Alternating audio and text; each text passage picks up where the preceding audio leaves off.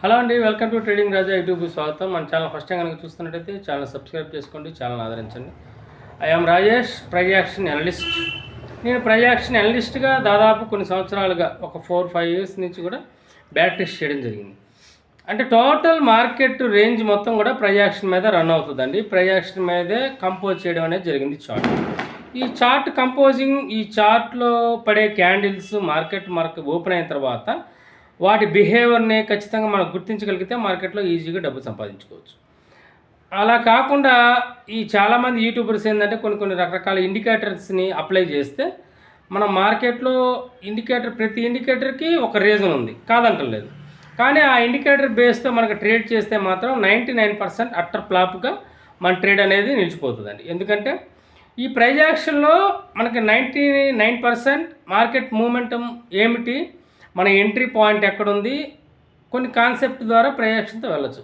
అదే ఇండికేటర్ బేస్తో కనుక మనం మార్కెట్ని కన్సర్వ్ కనుక చేస్తే 50% మూమెంటం అయిపోయిన తర్వాత ఇండికేటర్ సిగ్నల్ ఇస్తుంది. ఆ 50% అయిపోయిన తర్వాత మనం ఆ సిగ్నల్ బట్టి ఎంట్రీ కనుక తీసుకుంటే ఆ మూమెంటం లాస్ట్లో కనుక మనం ఎంట్రీ అయినట్టయితే ఈ సిగ్నల్ ఇచ్చిన ఈ సిగ్నల్తో మనం వెళ్ళిన ట్రేడు మధ్యలోనే అది వెనక్కి తిరగడం, లేదంటే స్ట్రక్ అవ్వడం, రకరకాల కాన్సెప్ట్లో మన ట్రేడ్ అనేది స్టాప్లో హిట్ అవ్వడానికి ఛాన్సెస్ ఉన్నాయి. సరే, ఎటువంటి ఇండికేటర్ లేకుండా మనం ట్రేడ్ చేయగలమా అంటే ట్రేడ్ చేయలేం, 100% చేయలేం. మనం ఎప్పుడైనా మీకు చార్ట్లో కదిలే ఇండికేటర్ని ఎప్పుడూ నమ్మకూడదండి. అంటే కదిలే ఇండికేటర్ అని నేను ఎందుకు చెప్తున్నా అంటే ఈ గ్రాఫ్ను బట్టి కదిలే ఇండికేటర్స్ కొన్ని ఉన్నాయి. అవి చెందిలేరు ఎగ్జిట్ కానీ, తర్వాత కొన్ని ఇండికేటర్స్ మీరు చూసే ఉంటారు. గ్రీన్ సిగ్నల్ పడగానే మనం ఎంట్రీ తీసుకోవడం, రెడ్ సిగ్నల్ పడగానే మనం ఎగ్జిట్ అవ్వడం, స్క్వేర్ ఆఫ్ చేయడం, ఇట్లా కాకుండా మనకి చార్ట్ మీద పర్మనెంట్గా వేసే indicators pivot point the best indicator అండి. ఇది మనకు by signal and cell signal అవ్వదు. పివోట్ పాయింట్ పి అనేది రేంజ్ చూపిస్తుంది, సపోర్టింగ్ రెసిస్టెన్సీ ఉంటుంది. ఇది పర్ఫెక్ట్గా మేము ప్రైజ్ యాక్షన్లో లెవెల్స్ డ్రా చేసుకోలేని వాళ్ళ కోసం పివోట్ పాయింట్ అద్భుతంగా పనిచేస్తుంది. పివోట్ పాయింట్ మించిన ఇండికేటర్ అనేది లేదు.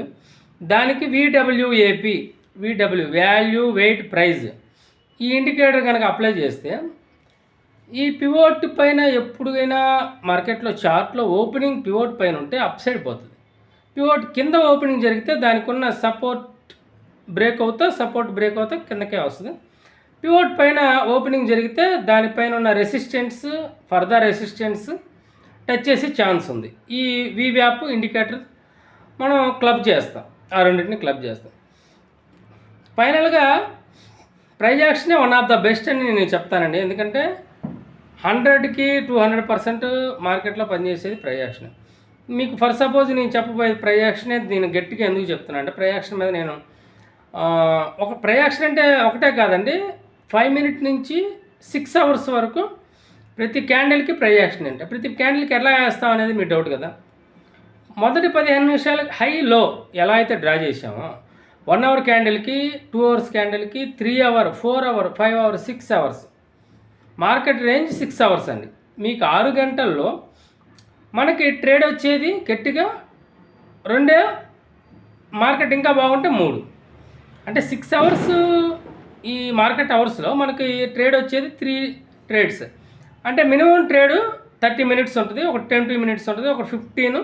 అంటే క్యాప్చర్ మనం ఎన్ని పాయింట్లు చేయగలిగాం అన్నదే ఇక్కడ మెయిన్ కాన్సెప్ట్.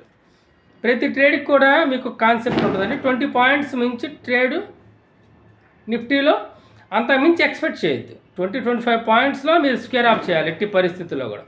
ఆ 20 points ఇచ్చేసరికి మార్కెట్ రేంజ్ కొంత రీటెస్ట్కి వస్తుంది.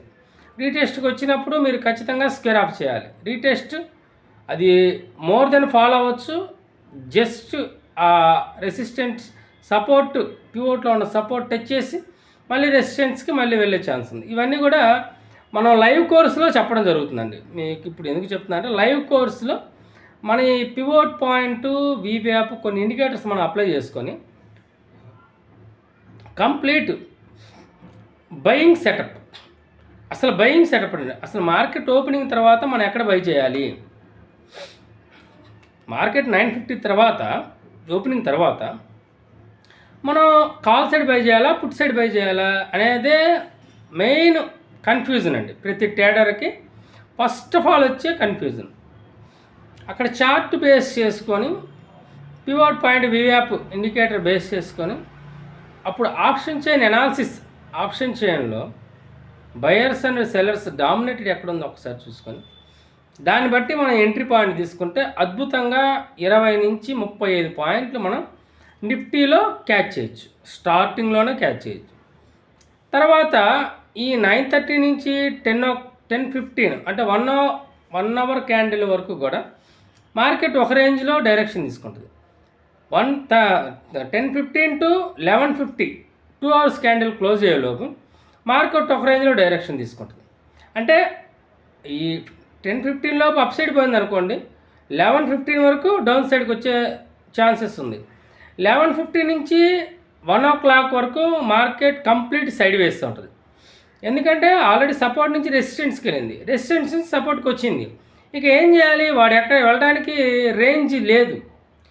ఈ రేంజ్ లేదు అనేది ఎలా గుర్తించాలంటే నిన్నటి క్యాండిల్ ఈరోజు క్యాండిల్ ఓపెనింగ్ ఎక్కడుంది, ఈరోజు క్యాండిల్ ఓపెనింగ్ నిన్నటి క్యాండిల్ మీద హైలో ఉందా, లోలో ఉందా, లేదా మధ్యలోనే కన్సోల్ అవుతుందా. అసలు మీకు చాలా బాగుంటుందండి ప్రైజ్ యాక్షన్ అనేది నేర్చుకుంటే. ప్లెయిన్ చార్ట్, మీకు కంప్లీట్ ప్లెయిన్ చార్ట్ మీద ఎటువంటి ఇండికేటర్స్ లేకుండా ఇది ఎంతవరకు రేంజ్ అనేది క్లియర్ పిక్చర్గా అర్థమైపోతుంది.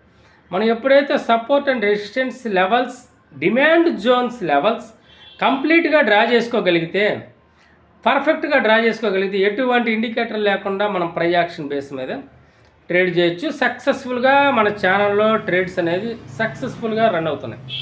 ప్రతి ట్రేడ్ కూడా మినిమం 10 or 15 పాయింట్స్తోనే మనం క్యాప్చర్ చేస్తున్నాం. ప్రతిరోజు కూడా minimum 2 or 3 calls for the BTST కూడా మనం సక్సెస్ రేట్లో ఉన్నాం. ఎందుకంటే ఏ యూట్యూబర్ కూడా కోర్సులు అమ్ముకోగలడు, కాన్సెప్ట్లు అమ్ముకోగలడు, కానీ కాల్స్ని అమ్ముకోలేడు, కాల్స్ ఇవ్వలేడు. ఎందుకంటే కాల్స్ ఇవ్వాలంటే వాడు చార్ట్ మీద, వాడు స్టాప్ లాస్ మీద మంచి గ్రిప్ ఉంటేనే కాల్స్ ఇవ్వగలరండి. లేదంటే కాల్స్లో అట్టర్ ఫ్లాప్ అవుతుంది. పెద్ద పెద్ద యూట్యూబర్స్ ఉన్నారు, నేను చెప్పకూడదో చెప్పచ్చో తెలియదు, కానీ మిస్టర్ ట్రేడర్ కానీ, తర్వాత మన తెలుగు ట్రేడర్ కానీ చాలా పెద్దవాళ్ళు ఉన్నారు. వీళ్ళందరూ కూడా కాల్స్ ఎప్పుడు ఇవ్వరు. వాళ్ళ కాన్సెప్ట్లన్నీ కూడా ఎడ్యుకేషన్ పర్పస్ అని పెట్టేసి వీడియోలు పెట్టేసేసి వాళ్ళ డీమ్యాట్ అకౌంట్స్ ద్వారా, రెఫరల్ లింక్స్ ద్వారా మీ దగ్గర నుంచి కమిషన్లు తీసుకునే బ్యాచెస్ అనమాట. ఎందుకు కాల్స్ ఇవ్వరు? కాల్స్ ఎందుకు ఇవ్వరంటే వాళ్ళు కాల్స్ ఇస్తే అట్టర్ ఫ్లాప్ అవుతారు. కాల్స్ కనుక వాళ్ళు ఇస్తే అట్టర్ ఫ్లాప్ అవ్వాల్సిందే. కాల్స్ ఇవ్వగలిగే సత్తా ఎవరికి ఉంటుందంటే చార్ట్ ప్రైజ్ యాక్షన్ కంప్లీట్గా రీడ్ చేసిన వాడే కాల్స్ ఇవ్వగలరు. దాంట్లో మనం 100% 200% సక్సెస్ అయ్యానా అని చెప్పుకోవాలి. ఎందుకంటే మన దగ్గర ట్రేడర్స్ కూడా ట్రేడర్స్ జాయిన్ అయిన ట్రేడర్స్ కూడా కంప్లీట్గా 60 to 80% రిజల్ట్ పాజిటివ్లో ఉన్నారు.